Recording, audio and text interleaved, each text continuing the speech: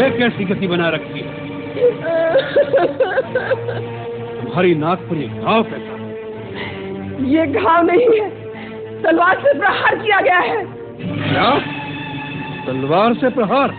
हाँ भैया, ये शूर्पणखा की नाक नहीं कटी है, ये लंकेश्वर महाराजा रावण की नाक काटी गई है। आप यहाँ राग रंग में भूले बैठे हैं कि शत्रु ने आपकी सीमा पर आक्रमण करके आपकी अग्रिम छावनी को विध्वंस कर दिया है। छावनी को विध्वंस कर दिया है? तो जनस्थान में बैठे खरदूषण क्या कर रहे हैं? खरदूषण युद्ध में मारे गए हैं। उनको मारना तो काल के लिए भी असंभव था, किसने किया यह दुस्साहस? एक मानव ने असंभव। खर और दूषण दोनों शक्ति, बल और पराक्रम में हमसे किसी प्रकार कम नहीं है। एक मानव ने उन्हें मार डाला, इस बात पर हम विश्वास नहीं करते। अकंपन, तुम चुप क्यों हो? शूर्पणखा कहती है, क्या ये सत्य है? हाँ, ये सत्य है महाराज। इसका अर्थ है ये सब देवताओं का षड्यंत्र है। एक मानव की आड़ लेकर उन्होंने हमारी सीमा पर आक्रमण किया। कौन कौन देवता थे उनके साथ? इंद्र अवश्य आया होगा। बताओ, कौन कौन देवता उनकी सहायता करने आए थे? पिताश्री, इन देवताओं की ताड़ना किए बहुत दिन हो गए हैं। वो त्रिलोक विजय लंकेश्वर की शक्ति भूल गए? क्या इंद्र भूल गए कि मेघनाथ का नाम इंद्रजीत क्यों है? आज्ञा दीजिए पिताजी, इन सभी देवताओं को बांध कर इसी सभा में उपस्थित कर दूं। उन्हें षड्यंत्र रचने का उचित दंड दिया जाए। नहीं युवराज इंद्रजीत, उस मानव के साथ कोई देवता नहीं थे। कोई देवता नहीं थे? तो फिर कौन सी शक्ति थी उनके साथ? वो अकेला था। अकेला था? वो मानव है या भगवान? स्वयं भगवान विष्णु के लिए भी अकेले ऐसा साहस करना कठिन हो सकता है। हाँ भैया, वो है तो मानव ही, लेकिन कोई अलौकिक मानव दिखता है। उसका छोटा भाई भी साथ है। दोनों के रूप में ऐसी मोहनी है कि एक बार देख लो तो दृष्टि हटाने को जी नहीं चाहता। उनके साथ एक स्त्री भी है जिसके रूप को एक बार देख लो तो कामदेव भी मोहित हो जाए। कोई देवांगना, अप्सरा, गंधर्व, किन्नर अथवा नाग कन्या भी उसकी सुंदरता को जीत नहीं सकती। शूर्पणखा, तुम मुझे इस समय उनके और उनकी स्त्री के रूप की मोहिनी के अनर्गल बातें न सुनाओ। मुझे उस मानव की शक्ति और बल पर विचार करने दो। मुझे सोचने दो कि किस कारण उसने रावण की शक्ति को ललकारने का साहस किया है। इसके पीछे क्या भेद है? वही तो मैं कह रही हूँ। उसका भेद केवल इतना ही है कि जब मैंने उस स्त्री को देखा तो मैंने सोचा, जिस प्रकार संसार की हर उत्तम वस्तु महाराजा रावण के पास है, उसी प्रकार इस नारी को भी लंकेश्वर के राजमहल की शोभा होना चाहिए। यह सोचकर ही मैं उस नारी को आपके लिए उठाने गई कि दोनों भाइयों ने मुझ पर आक्रमण करके मेरी ये दुर्दशा कर दी। जब मैंने कहा कि मैं लंकापति रावण की बहन हूँ, मेरी हंसी उड़ाई गई। उतना ही नहीं, मेरे नाक को काटकर आपको चुनौती भेजी है और कहा है कि जाकर अपने भाई से कह दो कि अपनी वीरता पर इतना अभिमान है तो स्वयं आकर ले जाए सुंदरी को, नहीं तो अपनी नकली बहन के आंचल में मुंह छुपाकर लंका से भी भाग जाए। क्षमा करें महाराज, मेरा हृदय अपमान की ज्वाला से धड़क रहा है। उन्होंने आपकी बहन के नाक काटकर असुरों को एक तरह से चुनौती भेजी है, आपकी वीरता को ललकारा है। अगर आप में आत्मसम्मान की भावना है तो आज ही उस स्त्री को छीन कर उनसे ले आइए और उन दोनों मानवों को मेरे हवाले कर दीजिए ताकि मैं उन दोनों को अपनी इच्छा अनुसार दंड दूं। तभी मेरे इस अपमान का बदला पूरा होगा। हम तुम्हारे अपमान और अपने भाइयों की मृत्यु का बदला लेना हमारा प्रथम कर्तव्य समझते हैं, अन्यथा संसार के लोग हमारी प्रति उड़ाएंगे। अकंपन, कौन है वो मानव जिन्होंने अपनी मृत्यु का आवाहन किया है, हमारे भयंकर जनस्थान का विनाश किया है। हमारा अपराध करके इंद्र, कुबेर, यम और स्वयं विष्णु भी चैन से नहीं रह सकते। जो रावण काल का भी काल है, अग्नि को भी भस्म कर सकता है, मौत को भी मार डालने की शक्ति रखता है। उसके रास्ते में आने का साहस किसने किया और क्यों किया? महाबली लंकेश्वर, वो कौशल देश के राजा दशरथ के पुत्र हैं राम और लक्ष्मण। वे बड़े ही यशस्वी और तेजस्वी दिखाई देते हैं। उनके बल और पराक्रम की कोई तुलना नहीं है। सारे संसार के धनुर्धारियों में वो सर्वश्रेष्ठ माने जाते हैं। उन्हें दिव्य अस्त्रों के प्रयोग का भी पूर्ण ज्ञान है। ऐसा लगता है कि समस्त ऋषियों और समस्त देवताओं के द्वारा सिद्ध किए हुए दिव्यास्त्रों पर उनका पूर्ण अधिकार है। वो युद्ध कौशल में भी प्रवीण हैं। इसी कारण युद्ध के दौरान अकेले राम के ही हाथों परमवीर खर और दूषण वीर गति को प्राप्त हुए। उन्हें माया की विद्या भी पूरी तरह आती है। इसी कारण हमारे राक्षस सैनिक भय से व्याकुल होकर जिस जिस ओर भी जाते हैं वहां वहां वो श्री राम को अपने सामने खड़ा हुआ पाते हैं। उनके मोहनी अस्त्रों की माया से हमारे राक्षस सैनिक एक दूसरे को राम समझकर आपस में ही लड़ कर मर गए। वो इतने वीर हैं तो उनकी वृत्ति धर्म विरुद्ध नहीं हो सकती। फिर उन्होंने बिना कारण हमारे जन्मस्थान पर आक्रमण करके उसका विनाश क्यों किया? महामना, उन्होंने आक्रमण नहीं किया। आक्रमण तो हमारी सेना ने उन पर किया था। हमारी सेना ने उन पर आक्रमण किया और हार गए, इसमें उनका कोई दोष नहीं। और इससे पहले उन्होंने हमारा कोई अपराध भी नहीं किया था। लगता है उन पर आक्रमण करना अनुचित था। विभीषण जी, आप इस बात पर भी ध्यान दें। पिछले कई वर्षों से इन दोनों राजकुमारों ने दंडकारण्य में ऋषियों और मुनियों की रक्षा का उत्तरदायित्व अपने ऊपर ले लिया था। इनका आश्चर्य पाकर ऋषि और मुनि वनों में निर्भय होकर विचरने लग गए हैं। उनकी करनी ऐसी जान पड़ती है जैसे पृथ्वी को राक्षसों से रहित कर देंगे। उन्होंने विराट जैसे बहुत से बलवान राक्षसों को भी मार डाला है, जो अपने आहार की खोज में तपोवन में जाकर ऋषियों मुनियों का भक्षण करके जीते थे।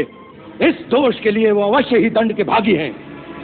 हर दूषण ने उन पर आक्रमण करके उचित ही किया था। ये केवल आवेश की बात है युवराज इंद्रजीत। बुद्धि का तर्क इसके विपरीत होगा। सबसे पहली बात तो ये कि उन्होंने अपनी सीमा के अंदर अपनी प्रजा की रक्षा की थी, जिसका उन्हें पूर्ण अधिकार था। दूसरे, जिनके शौर्य का बखान हम पहले से सुनते आ रहे थे, उनके बलाबल की पूरी जांच किए बिना हमारे सेनापति खर और दूषण ने केवल एक स्त्री के भड़काने पर धावा बोलकर अपनी सेना का सारा नाश कर दिया। इससे बड़ी भूल और क्या हो सकती है? विभीषण भाई, तुम हाथों में चूड़ियां पहनकर बैठ जाओ और फिर तर्क करो। ऐसे किसी की बहन की ऐसी दुर्गति हो जाए और वो नीति और अनीति की बात सोचे, ऐसी संस्कृति किसी वीर जाति की कदाचित नहीं हो सकती। अंधी वीरता किसी काम की नहीं होती। अंत में नीति और धर्म की ही विजय होती है। विभीषण, वीर पुरुष अपनी आन और शान के साथ जीता है। वह तुम्हारी तरह इस भय से आशंकित नहीं रहता कि कहीं ऐसा ना हो जाए, वैसा ना हो जाए। हमारी राक्षस जाति सबसे उत्तम है। किसी मानव को उस उत्तम जाति पर हाथ उठाने का साहस हो, उससे पहले हम उसका हाथ काट देंगे। फिर उन्होंने तो हमारी बहन को अपमानित किया है। हम इसी समय उन पर आक्रमण करके बदला लेंगे और उनकी स्त्री को अपनी रानी बनाएंगे और उन दोनों वनवासियों की बोटी बोटी काटकर अपने राक्षसों में बांट देंगे। मेरी भूल क्षमा करें महाराज। मेरी सम्मति में आपका उन पर सीधा आक्रमण करना उचित नहीं होगा। तो मानवीय राजकुमारों से स्वयं लंकापति रावण का युद्ध करना उसकी मर्यादा के अनुकूल नहीं होगा महाराज। परंतु जब वो खर और दूषण जैसे पराक्रमियों का सेना सहित संहार कर सकते हैं, तो स्वयं रावण का जाना ही उचित होगा। महाराज, यदि आपने दो मानवों को जीत भी लिया तो इसमें आपकी क्या शान होगी? और यदि उन्होंने खरदूषण की भांति आपको किसी प्रकार की क्षति पहुंचाई तो लंकेश्वर की कीर्ति को धब्बा लग जाएगा। मेरी माने तो आप छल से उसकी स्त्री को हर लें। राम अपनी स्त्री को अत्यधिक प्रेम करता है। उसके छिन जाने पर उसके शोक में वह स्वयं ही अधमरा हो जाएगा। फिर आपका कोई भी सेवक उसकी जीवन लीला को समाप्त कर सकता है। महाराज, सेनापति अकंपन की बात विचार करने योग्य है, परंतु ये नीति विरुद्ध है। कुछ नीति विरुद्ध नहीं है लंकेश्वर। उन उद्दंड वनवासियों ने आपकी बहन पर घात किया है, एक स्त्री पर शस्त्र प्रहार किया है। आप भी प्रतिघात कीजिए, उनकी स्त्री का मान मर्दन करके अपनी बहन का बदला लीजिए भैया। हाँ महाराज, जिस प्रकार नाक से मणि छिन जाने पर नाक तड़प तड़प कर मरता है, उसी प्रकार स्त्री के अपहरण हो जाने पर वह विरह से मरेगा लाश से मरेगा, संताप से मरेगा। निश्चय ये सम्मति हमें विचार करने योग्य लगी है। छल से, बल से, कौशल से सीता को उससे जुदा कर दो भैया। उसका गर्भ भंग होगा, तभी मेरा कलेजा ठंडा होगा। होगा, यही होगा बहन, यही होगा। यदि उनसे युद्ध करना आपकी शान के विरुद्ध है, तो क्या चोरी करके आपकी शान बढ़ जाएगी महाराज? लंकेश्वर, मेरे परम आदरणीय ज्येष्ठ भ्राता, आप परम ज्ञानी वेदवेत्ता हैं, परम तेजोमय तपस्वी हैं, पांडित्य की पराकाष्ठा हैं, परम उच्च ब्राह्मण कुल में जन्म लेकर भी पराक्रमी क्षत्रियों के समान शौर्य की कीर्ति स्थापित की है। क्षणिक कुमति में अपनी उज्जवल कीर्ति को कलंकित न कीजिए महाराज। आपने जो शक्ति पाई है वो धर्म जनित तपस्या से पाई है। अधर्म के मार्ग पर चलकर उसे छीन मत कीजिए। धर्म और अधर्म का विचार शक्तिहीन करते हैं विभीषण। शक्तिशाली जो करते हैं वही धर्म है। परंतु इस समय हम कोई तर्क सुनना नहीं चाहते। आप लोगों ने जो कहा उस पर हम विचार करके स्वयं उचित निर्णय लेंगे।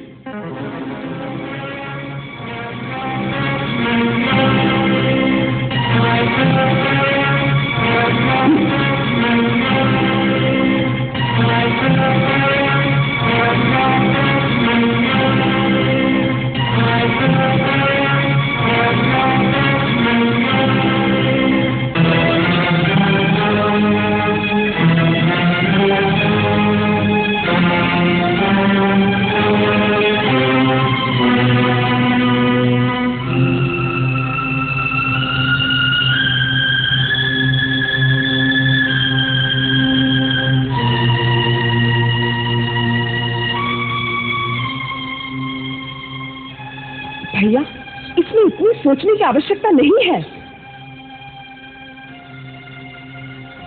सीता आप ही के योग्य है। उसे आपके पास लाने के लिए मैंने अपनी नाक कटा दी है। आपके दोनों भाइयों ने प्राण त्याग दिए हैं। उसके बाद भी अगर आपने उसका हरण नहीं किया तो आपको शक्तिहीन समझकर फिर कोई आपके लिए प्राण न्यौछावर नहीं करेगा। नीति कहती है कि अग्नि, रोग, सर्प और शत्रु को कभी तुच्छ नहीं समझना चाहिए। और फिर ये कोई साधारण मानव नहीं लगते जिन्होंने खर और दूषण को पराजित किया।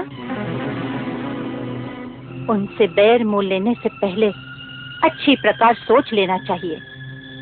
आप राजा हैं, आप जो भी करेंगे उसका परिणाम आपकी सारी प्रजा को भुगतना पड़ेगा। आपका कोई कार्य व्यक्तिगत नहीं हो सकता महाराज। सुना है कि आज दरबार में विभीषण जी ने भी आपको यही सम्मति दी है। विभीषण इसलिए कहता है क्योंकि वो कायर है, उसके रक्त में वीरता का जोश नहीं है। और मंदोदरी भाभी इसलिए कहती हैं क्योंकि उन्हें सौत के आने का भय लग रहा है। भैया, सीता जैसी अनुपम सुंदरी अगर इस राजमहल में आ जाए तो इनका प्रभाव कम हो जाएगा। सीता को एक बार देखने के पश्चात आपको संसार की दूसरी नारियां तुच्छ लगने लगेंगी। उसे एक बार ले तो आओ भैया। शूर्पणखा, एक स्त्री दूसरी स्त्री के हृदय में छुपी हुई बात को पहचान सकती है। मैं देख रही हूँ कि तुम अपने निजी प्रतिशोध के लिए अपने महापराक्रमी भाई को एक चोर का काम सिखा रही हो। स्वामी, यदि किसी स्त्री को पाना इतना ही आवश्यक है तो एक वीर की भांति उसे युद्ध में जीत कर ले आइए। जिसे आप चोर की तरह उठा लाएंगे वो आपका क्या आदर करेगी। दूसरी बात ये भी विचार योग्य है कि वो किसी और की स्त्री हो चुकी है, पर स्त्री का हरण एक पुरुष के लिए कहाँ तक धर्म संगत है। धर्मसंगत महारानी मंदोदरी, एक साधारण पुरुष और राजा के धर्म में अंतर होता है। एक साधारण पुरुष किसी की संपत्ति पर हाथ डाले तो वो पाप हो सकता है, परंतु राजा सारे देश की संपत्ति का स्वामी होता है। फिर सीता की बात तो ऐसी है जैसे एक अंधे भिखारी की गुदरी में संसार का सबसे अमूल्य रत्न पड़ा है, जहां उसका कोई उपयोग नहीं। राजा का अधिकार कि उस रक्त को भिखारी की झोली से निकालकर अपने मुकुट में सजा ले, जिससे उस रक्त और राजा दोनों का आदर बने। और हमने ऐसा ही करने का निर्णय किया है।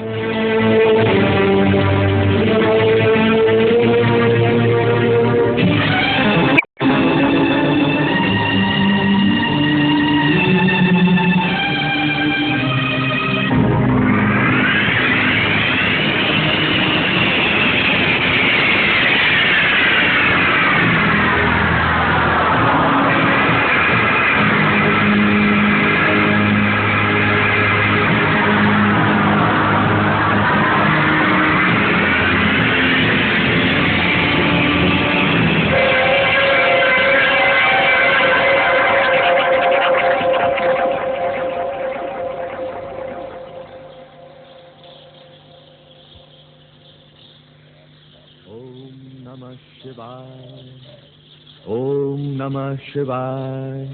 ओम नमः शिवाय। ओम नमः शिवाय। मारीच। महाराज? लंकेश्वर, आइए पधारिए महाराज, आपका स्वागत है।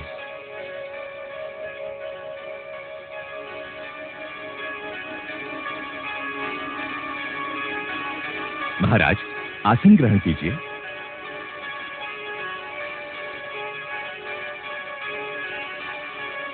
आपके इस प्रकार अकस्मात मारीच की कुटिया में आने से मन में शंका हो रही है। आपके राज्य में सब कुशल तो है ना लंकेश्वर? तात, हम तुमसे सहायता मांगने आए हैं। विकट समस्याओं का समाधान करने में तुम जैसा बुद्धिशाली और कोई नहीं है। तुम बड़ी बड़ी मायावी विद्याओं के ज्ञाता हो। तुम बल और छल दोनों के प्रयोग करने में कुशल हो। इसीलिए हमें तुम्हारे सहयोग की आवश्यकता पड़ी है। परंतु महाराज, मैंने तो मायावी विद्याओं का प्रयोग छोड़ दिया है। छल कपट का त्याग करके मैंने संन्यास ले लिया है। अब तो शेष जीवन कैलाशपति की आराधना और तपस्या में ही व्यतीत करने का निश्चय कर चुका हूं। मुझे क्षमा करें, मैं आपकी सेवा नहीं कर सकूंगा। मारीच, राजा जब प्रार्थना करता है उसका अर्थ है वो आज्ञा दे रहा है। उसकी प्रार्थना स्वीकार न करने का अर्थ है राजा की अवज्ञा, और रावण की अवज्ञा का परिणाम तुम जानते ही होगे। इसीलिए हम जैसा कहते हैं वैसा ही तुम्हें करना होगा। आप बहुत अशांत लग रहे हैं लंकेश। कहिए, आपकी चिंता का कारण क्या है और उसके लिए मुझे क्या करना होगा? मारीच, एक मानव ने हमारी छावनी को विध्वंस कर डाला है, खर और दूषण को मार डाला है। एक मानव ने? कौन है वो? सुना है अयोध्या का कोई राजकुमार है, राम, जो अपने छोटे भाई लक्ष्मण और अपनी पत्नी सीता के साथ पंचवटी में रहने आया है। उसने हमारी प्यारी बहन शूर्पणखा का भी अपमान किया है। उसकी नाक काट कर उसे कुरूप बना डाला है। हमने मन में ठान लिया है, जिसने हमारी बहन का रूप बिगाड़ा है, हम उसकी रूपवती स्त्री को उससे छीन लेंगे, हमारी रानी बनाएंगे, हम सीता का अपहरण करेंगे। इसलिए हमें तुम्हारी सहायता की आवश्यकता है। मेरी सहायता? हाँ, तुम अपनी माया से एक अद्भुत स्वर्ण मृग का रूप धारण करो, जिसके सींग सोने के हो, जिसका चरम सुनहरी हो, ऐसा जैसा कभी किसी ने देखा न हो। तुम्हें देखकर राम और लक्ष्मण भी शिकार के लिए भागेंगे। यदि वो न निकले तो सीता उन्हें अवश्य तुम्हारे शिकार के लिए भेजेगी। उस समय मैं उसे कुटिया में से उठा लाऊंगा। देखो, उस सुंदरी का कैसा सौभाग्य है कि वन की कुटिया में से सीधी लंका के राजमहल में पहुंचने वाली है। उसका सौभाग्य है या नहीं, परंतु आपका दुर्भाग्य अवश्य उदय हो रहा है महाराज रावण। क्या? हाँ लंकेश, आप जिसे एक छोटे से राज्य का कोई साधारण राजकुमार समझ रहे हैं, उस राम की महिमा आप नहीं जानते।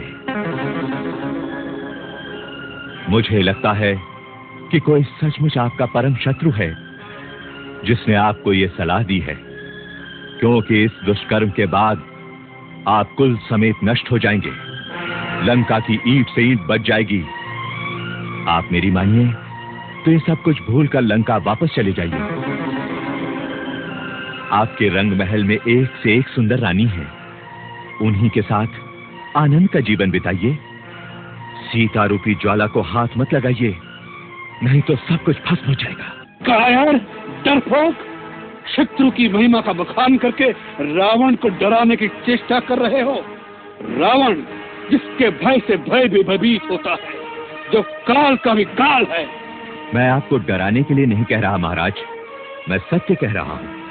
मैं राम का अलौकिक प्रताप देख चुका हूं। मुझे एक बिना फर का बाण मारा था तो मैं 100 योजन दूर समुद्र के इस पार आ गिरा था। वो साधारण मानव नहीं है।